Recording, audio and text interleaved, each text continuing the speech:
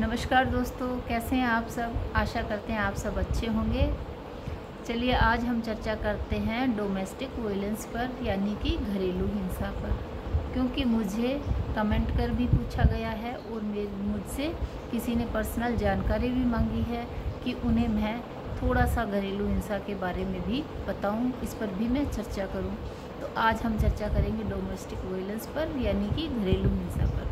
घरेलू हिंसा एक ऐसा शब्द है जिसका प्रयोग तब किया जाता है जब कोई व्यक्ति, जैसे कि पति पत्नी या परिवार के अन्य निकट संबंध रखने वाला व्यक्ति किसी अन्य व्यक्ति के साथ अत्यधिक हिंसा करता है, तो वो डोमेस्टिक वायलेंस कहलाता है। हिंसा के अंदर शारीरिक, मानसिक, भावनात्मक और यौन हिंसा भी शामिल है।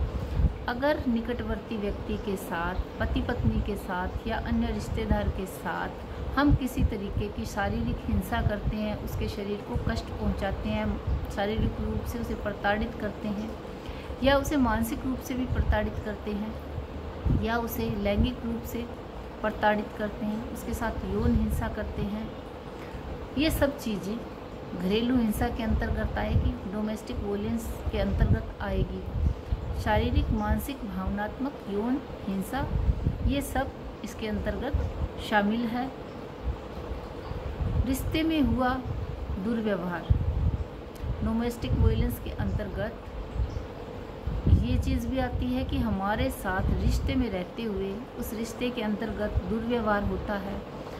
चाहे वो पति है, पत्नी के साथ शारीरिक नियंत्रण रखना चाहता है, उसे शक्ति का प्रयोग करना चाहता है, या वो पत्नी भी कर सकती है, या अन्य निकटवर्ती रिश्ते के अंतर्गत हम शारीरिक शक्ति का प्रदर्शन करते हैं उसके साथ में, या उसको अपने नियंत्रण में हासिल करने के लिए उसके साथ दुर्व्यवहार करते हैं, हिंसा करते हैं, तो ये हिंसा है, डोमेस्टिक वायलेंस है।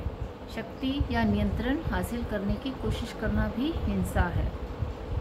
हिंसा के अंतर्गत भावनात्मक, मानसिक, शारीरिक, यौन दुर्व्यवहार सब चीज़ें आती है। अगर हमने किसी की भावनाओं को ठेस पहुंचाया है, शारीरिक चोट पहुंचाई है, उसे कष्ट दिया है या यौन उत्पीड़न के मामले कारित किए हैं उन्हें, तो ये यौन हिंसा के अंतर्गत आएगा।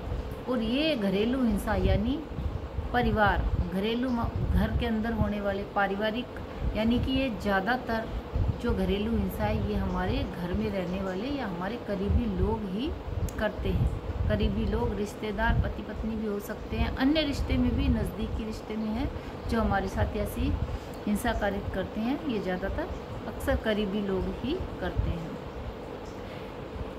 ऐसी हिंसाओं से बचने के लिए हमें डोमेस्टिक वायलेंस, घरेलू हिंसा अधिनियम भी बनाया गया, उसके अंतर्गत भी हम कानूनी उपचार ले सकते हैं, सहायता ले सकते हैं, मदद ले सकते हैं।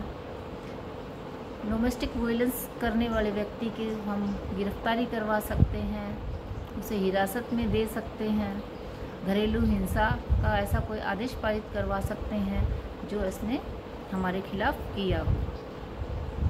वो एक्ट के तहत हम उस व्यक्ति के खिलाफ कार्रवाई करवा सकते हैं। मानसिक स्वास्थ्य सहायता, अगर हमारे पर मनोवैज्ञानिक या मानसिक हिंसा की गई है तो हमें मानसिक सहायता भी लेनी होगी। इसके लिए हमें परामर्श, थेरेपी और दवा की आवश्यकता पड़ सकती है। मानसिक सहायता भी घरेलू हिंसा के अंतर्गत हमें मदद दे सकती है। और जिसके साथ में ऐसी घटना हुई है, घरेलू हिंसा हुई है, उस व्यक्ति के लिए सुरक्षित वातावरण भी हमें तैयार करना होगा। सुरक्षित वातावरण में उस व्यक्ति को रखना होगा जहां वो इन सब चीज़ों से दूर हो सके, जहां उस तक ये हिंसा दोबारा नहीं हो।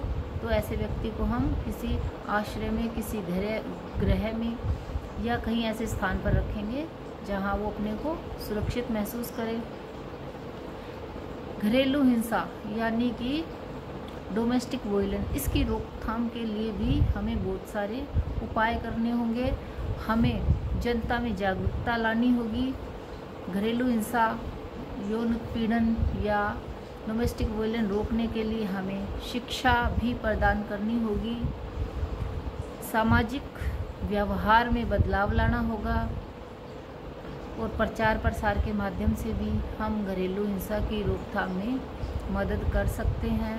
हमें जागरूकता लानी होगी, इन सब चीज़ों का प्रचार प्रसार करना होगा ताकि डोमेस्टिक वायलेंस रुक सके, घरेलू हिंसा में कमी आ सके। इसके लिए एक्ट भी बनाया गया है।